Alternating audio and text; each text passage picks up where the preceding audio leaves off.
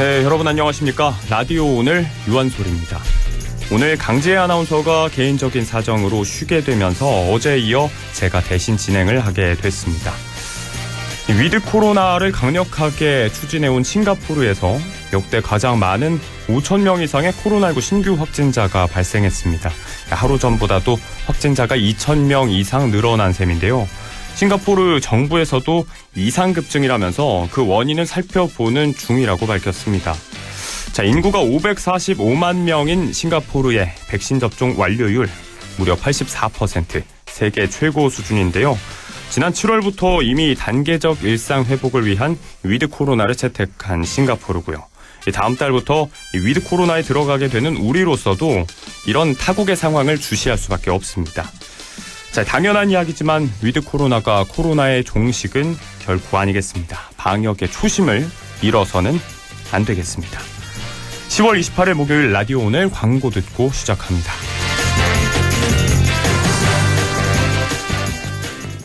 창업은 역시 크린토피아. 창업 크린토피아. 세상에서 제일 가는 빨래빵 창업. 창업 크린토피아. 세상에서 제일 가는 빨래빵 창업. 창업 크린토피아. 세상에서 제일 가는 빨래빵 창업. 창업 문의 1577-4560. 내 차는 소중하니까 유리막 코팅도 한번 입혀주고 세차는 디테일링 세차만, 그리고 아에르 프리미엄 에어컨 필터까지 극초미세먼지와 유해가스 저감에 항균기능까지. 내 차는 공기도 달라야 한다. 내가 선택한 프리미엄 아에르 에어컨 필터.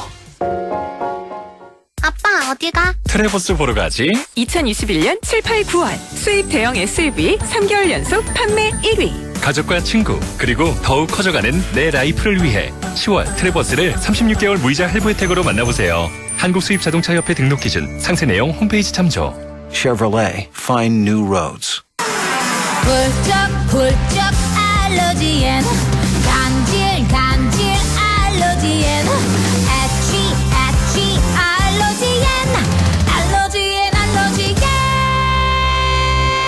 알러지엔 지르텍. 약국에서 찾으세요. 유한양행, 수입 한국유씨비제약.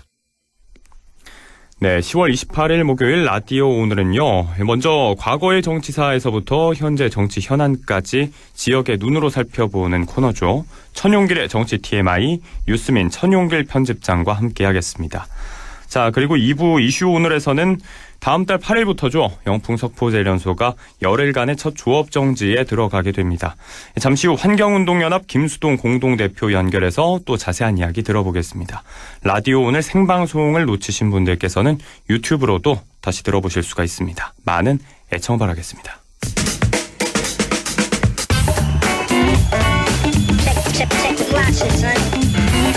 천용길의 정치 TMI. 과거의 정치사에서부터 지금의 현안까지 모두 아우르면서 지역의 시각으로 우리 정치를 생각해보는 순서입니다.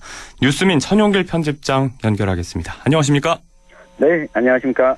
자, 오늘은 강지혜 아나운서 대신 저와 함께 해주시겠습니다. 네. 자, 엊그제였죠. 노태우 전 대통령이 서거하면서 국가장 논란이 뜨겁습니다. 이 장례의 명칭 또 형식을 놓고 말이죠. 논란이 뜨거운데, 자, 국가장, 이게 어떤 내용입니까? 네, 이 정식 장례 명칭은 고 노태우 전 대통령 국가장이고요. 이 장례 기간은 5일장으로 10월 26일부터 30일까지 진행이 됩니다.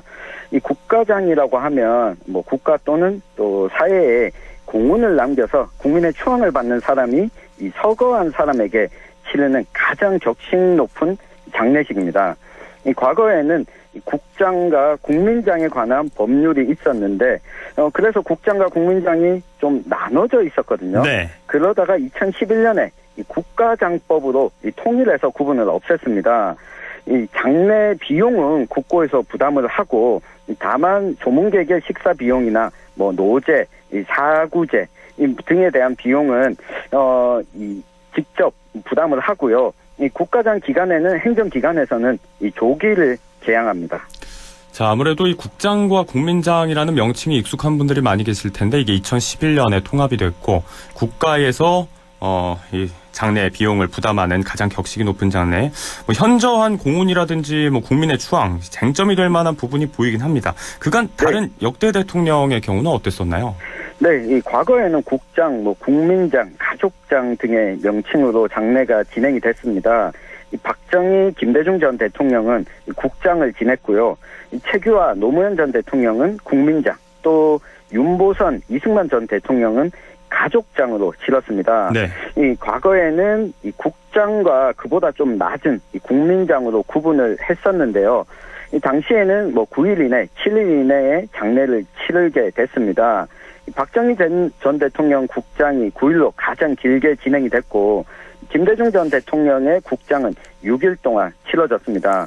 이 국가장법이 개정된 이후에 처음 적용된 것이 지난 2015년에 김영삼 전 대통령이었거든요. 네. 이 노태우 전 대통령이 이제 두 번째가 됐습니다.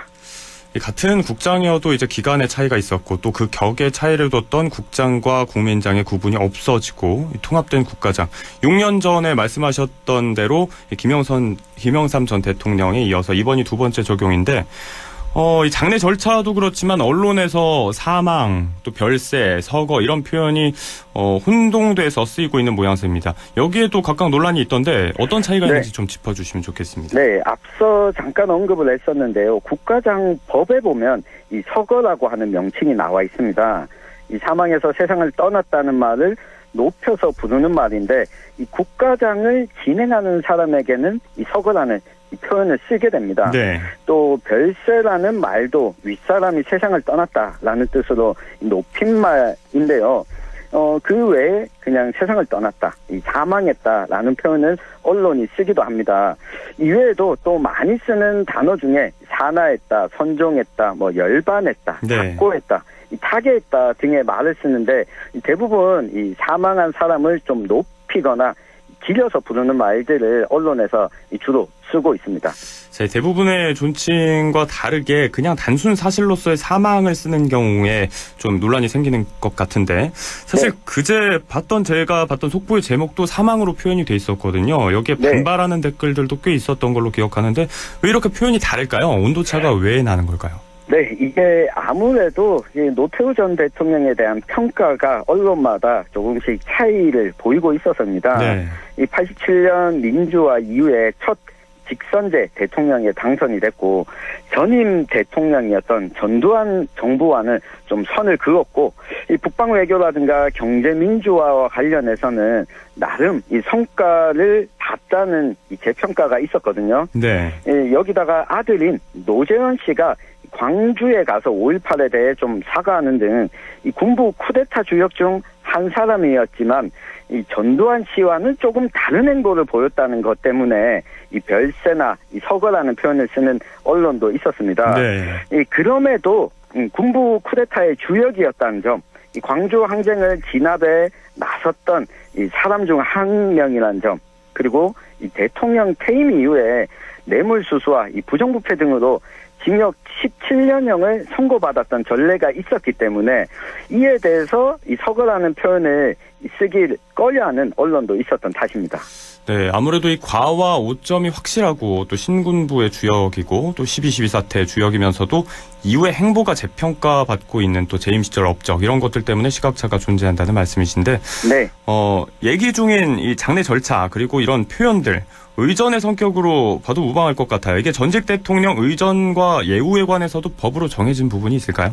네, 맞습니다. 2021년 기준으로 현재 살아있는 전직 대통령 가운데 예우에 관한 법에 따라 예우를 받는 인물이 단 한 명도 없습니다. 한 명도 없습니까? 네, 한 명도 없습니다. 네. 지금 생존한 전직 대통령이 전두환, 이명박, 박근혜 전 대통령인데 이 노태우 전 대통령도 마찬가지였습니다.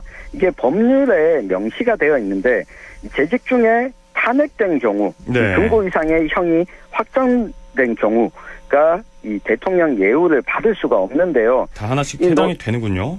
네, 이 노태우 전 대통령은 이미 1997년 4월에 대법원에서 확정 판결을 받으면서 이 예우가 박탈됐고요. 여지껏 예우를 사망할 때까지 받았던 전직 대통령은 윤보선, 최규하, 김영삼, 김대중, 노무현 이렇게 5명뿐이었습니다.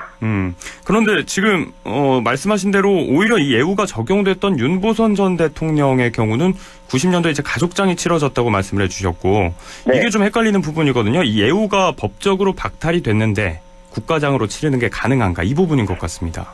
네, 이 국가장법 2조를 보면 대통령이나 대통령 당선인이 서거하면 국가장을 치르도록 하고 있습니다. 네. 그런데 이 중대 범죄를 저질렀는지 여부에 대한 언급은 따로 없거든요.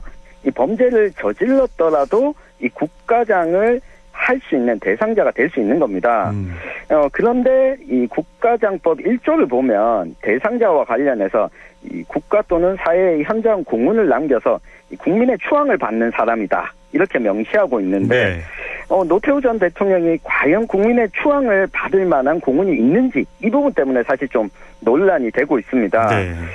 장례는 국가장으로 치르지만 이 정부가 국립묘지에는 또 안장하지 않기로 이 결정을 했고요. 때문에 그 더불어민주당 내부에서도 좀 반발이 있는 상황입니다. 행정안전부에서 발표한 내용을 보면 네. 12.12 쿠데타와 5.18 민주화 운동 등과 관련해서는 과오가 있지만 직선제를 통한 선출 이후에 북방정책 등으로 공헌을 했고 형을 선고받고 난 이후 추징급도 완납했기 때문에 이 노력을 고려했다 이렇게 밝혔습니다. 네, 공과 과가 있지만 또 그 과가 뚜렷하지만 공을 인정해서 마지막 가는 길을 좀 예우한다는 셈인 것 같은데 아무튼 논란은 있습니다. 네. 자, 여기에 대한 찬반 입장은 어떨까요?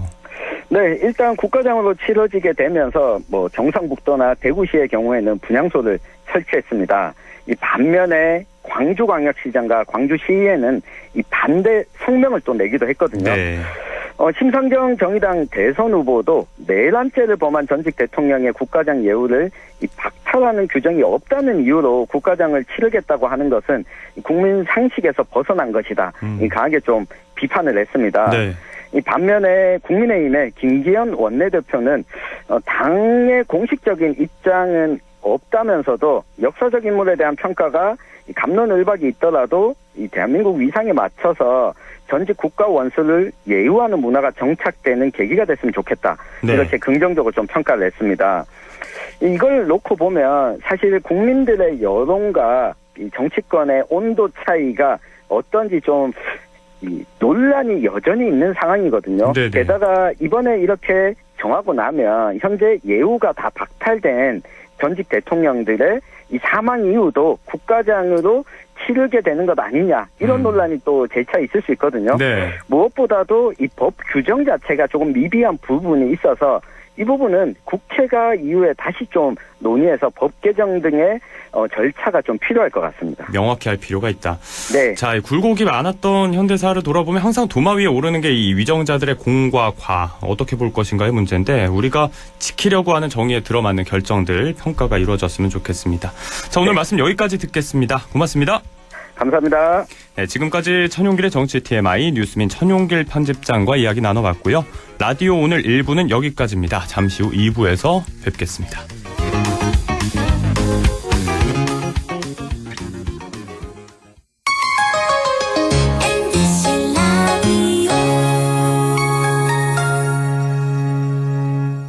할인점보다 더 실속 있고 편의점보다 더 편리하게 살 수 있는 곳, 시장보다 더 정이 넘치고 백화점보다 더 품격 있는 곳, 이런 곳이 없을까요? 네, 우리 동네 우리 할인점 펀마트가 있습니다. 지난 25년간 항상 고객과 함께한 펀마트. 용상점, 자이점, 신용주점, 서천점에서 새롭게 고객님께 다가갑니다. 홈마트. 가구 살 땐 꼭 한번 가보자. 안동 명품 가구 백화점. 흑표 흑침대, 양성국 갤러리, 금성침대, 한국 가죽 소파, 장수돌 침대. 다양한 브랜드 가구를 한 곳에서 쇼핑할 수 있는 대형 가구 전시장. 안동 명품 가구 백화점. 어르신님 안녕하십니까, 기용아재입니다. 보청기 알아보시는 거 진짜 힘드시지? 이제 하나만 기억해 주이소. 찾아가는 보청기, 집으로 보청기, 보청기 고민 직접 찾아가 속 시원하게 해결해 드리겠습니다. 1544 2222 1544 2922 집으로 보청기. 영화보다 더 감동적인 신이 있습니다. 코로나 최전선 의료진의 영웅신. 발코니로 떠나는 우리 가족 여행신. 선생님은 못 만나도 집에서 열심인 열공신. 국민 여러분께서 만들어낸 감동적인 신들입니다. 그리고 이제 모두가 기다려온 백신으로 해피엔딩 신을 보여줄 차례. 우리가 함께 만든 최고의 신들이 있어 대한민국은 반드시 코로나19를 이겨낼 것입니다. 공익광고협의회. 마음을 열어줘. 다가가 나 속삭이도록 언제나 내 생각으로 행복해야 해요.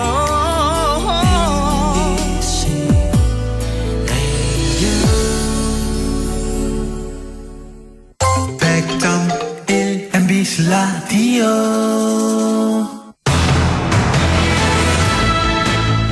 라디오 오늘 2부 이슈 오늘입니다. 낙동강 상류 환경오염 문제로 계속되는 문제 제기가 있어왔던 곳이죠. 영풍 석포제련소가 다음 달 8일부터 첫 열흘간의 조업 정지에 들어가게 됩니다. 자, 이 의미를 짚어보겠습니다. 환경운동연합 김수동 공동대표 연결해서 함께 이야기 나눠보겠습니다. 안녕하십니까? 예, 안녕하세요. 김수동입니다. 네. 지난 3월에 본부대표로 선출되시기 전부터 이 문제에 꽤나 오래 매달려 오신 것으로 알고 있습니다. 영풍 석포제련소. 네, 그건 한 10년 가까이 활동을 했죠. 네, 전문가 중에 전문가신데. 자, 다음 달 8일 처음으로 열흘간 조업정지에 들어가게 됩니다. 지켜보시는 소감이 남다르실 것 같은데요. 예, 이번 판결은 어쨌거나 제련소 역사상 50년 만에 처음 있어온 판결인데. 네. 돈 많고 힘 있는 기업이라도 법 앞에는 평등하다는 것을 보여준 사례라고 할 수 있을 것 같습니다. 자, 짧고 아주 굵직하게 소회를 말씀해 주셨는데 법 앞에 평등하다, 이 법치주의가 살아있음을 보여주는 사례다. 예. 조업 정지 기간이 애초 20일에서 열흘로 감경이 됐습니다. 이 기간에 관해서는 동의를 어떻게 하시는지요? 어쨌거나 사법부의 판결을 받아들이고요. 네. 애초에 20일이었으나 10일에 대해서는 경상북도 보건환경연구원이 불소분석 판독의 오류를 뒤늦게 네. 2심 재판에서 들고 나왔습니다. 그래서 이 부분에 대해서 굉장히 석연찮은 부분이 있긴 하지만은 전체적인 판결은 행정처분을 그대로 다 받아들였다. 그렇게 생각을 합니다. 석연찮다고 말씀을 또 해주셨는데 어떤 점이 구체적으로 그런가요?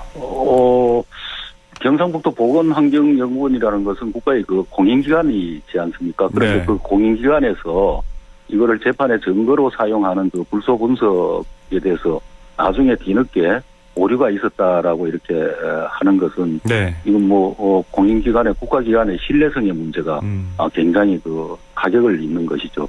그래서 이 부분에 대해서 보건환경연구원이 영업 정지 처분도 사실은 받았고 이 네. 분석에 대해서 그래서 어쨌거나 증거로 채택되지 못했기 때문에 이 조업정지 10일에 대해서는 제대로 재판부에서 판결을 한 것이다 그렇게 보여집니다. 자, 국가 공인기관의 오류가 또 뒤늦게 드러났다. 이 부분이 좀 석연찮다 말씀을 해주셨는데. 예, 그렇죠. 네, 아무튼 그런 부분이 있더라도 의미가 있는 판결이다라는 입장이시고요.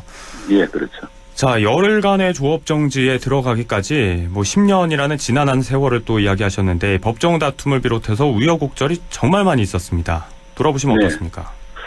애초에 2018년 4월 달에 경상북도가 조업정지 20일 행정처분을 내리고 나서 대법원 판결이 나기까지 3년이 넘게 걸렸습니다. 네. 그동안 석포제련소는 청문 절차, 물론 법적인, 법에,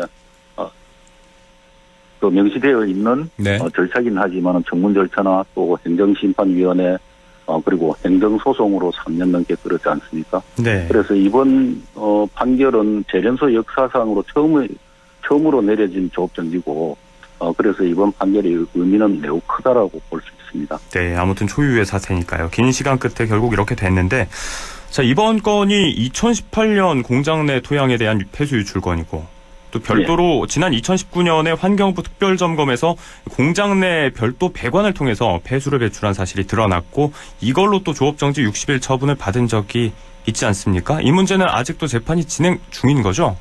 2019년에 이게 환경부 특별점검에서 적발을 해서 2018년에 조업정지 20일 받은 거에 누적 적용으로 해서 이제 처음에는 4개월을 행정 처분을 경상북도에 권고를 했었는데 이게 네. 60일로 강경이 됐었죠. 네. 그래서 이것 또한 작년 그러니까 2020년에 조업정지 60일 처분이 내려진 것을 행정소송으로 지금 버티고 있습니다. 석포제련소가.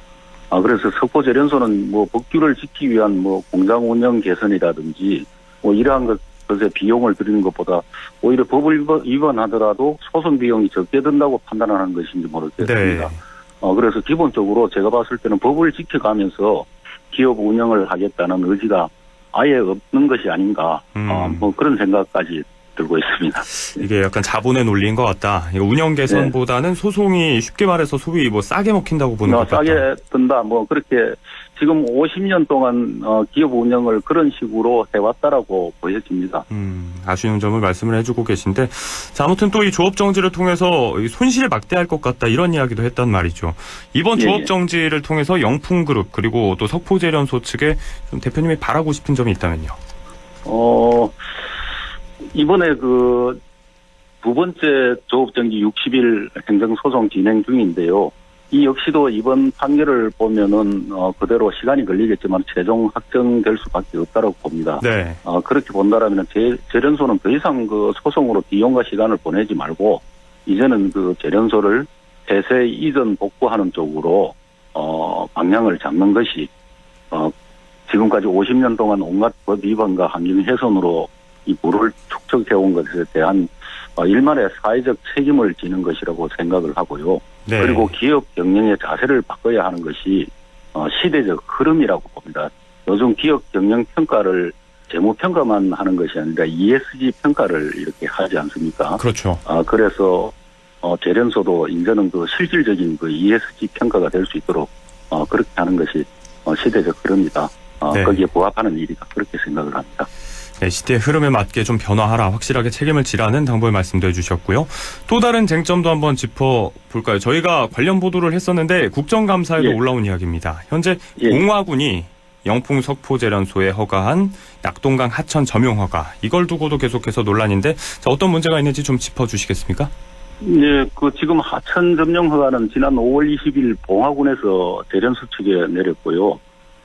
이유는 2019년에 1, 2공장 지하수에서 가두뮴 같은 게 굉장히 최대 33만 배 이상 이렇게 기준치를 초과한 중금속 오염수가 지하수가 낙동강으로 유출되는 것을 적발을 했고 여기에 대한 방지 명령을 내렸죠. 네. 그래서 이걸 유출 방지를 하기 위해서 한 것인데 여기에서 가장 큰 쟁점이 되는 것이 무엇이냐면은 석포제련소의 기업 이익을 위해 가지고 기업 활동을 하다가 지하수가 오염이 되지 않습니까? 네. 그러면 이 오염된 지하수를 낙동강으로 흘러들지 않게 기업이 가지고 있는 사유지에서 이 공사를 해야 되는데도 불구하고 이걸 국공유지인 낙동강천에서 이거를 자집 시설을 하겠다. 네. 이거는 도저히 국민의 한 사람으로서 납득이 되질 않고 어떻게 국공유지인 공공수역에다가 민간 기업, 개인 기업이 이익을 추구하다가 발생한 문제를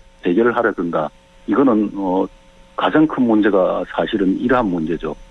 이 공익적인 행위를 하다가 발생한 문제는 국공유지에서 이렇게 할 수는 있다고 보더라도 네. 어떻게 민간 기업에 이거는 특혜를 넘어서서 낙동강을 말하자면은 사기업에 개인 기업에 헌납하는 것이 아닌가. 그렇게 생각이 듭니다. 그런데 일단은 지자체가 한번 허가한 상황인데 이걸 취소하는 게 가능할까요? 허가를 하기 전에 저희들이 이러한 물론 오염수가 낙동강으로 유출되는 것은 방지를 하는 것이 마땅한데 네. 이러한 점용 허가는 해줘서는 안 된다. 그렇게 반대를 해왔었는데도 허가를 해줬죠. 그런데 허가 조건에 보면은 허가 취소 요건이 있습니다. 네. 지난 9일날 제련소 측에서 낙동강천에 터파기 공사를 하면서 이 중금속으로 오염된 흙을 이게 조건에 보면은 폐기물 처리를 즉시 반출을 시켜서 폐기물 처리를 하라라고 돼 있었습니다. 네, 그런데 네. 낙동강으로 그냥 밀어넣은 것이죠.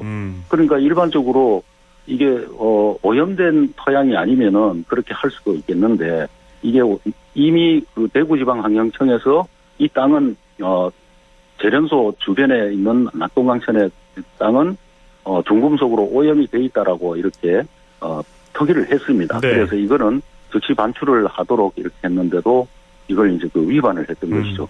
그래서 허가 조건을 위반한 것이기 때문에 허가를 취소를 할 수가 있다. 그렇게 생각을 합니다. 자, 명백한 조건의 위반이 있기 때문에 이걸 근거로 또 말씀을 해주셨습니다. 자, 도민들의 젖줄이잖아요. 낙동강 상류 이 예, 수질과 그렇죠. 관련해서 끊임없이 또 우려가 제기되고 있는 문제인데 모쪼록 기업과 지자체 모두가 이 문제와 관련해서 책임 있는 태도를 보여주길 바라는 마음으로 이 시간 마무리해 보도록 하겠습니다. 자, 대표님 오늘 말씀 여기까지 듣겠습니다. 고맙습니다. 예, 감사합니다. 네, 예. 지금까지 환경운동연합 김수동 공동대표와 함께 이야기 나눴습니다.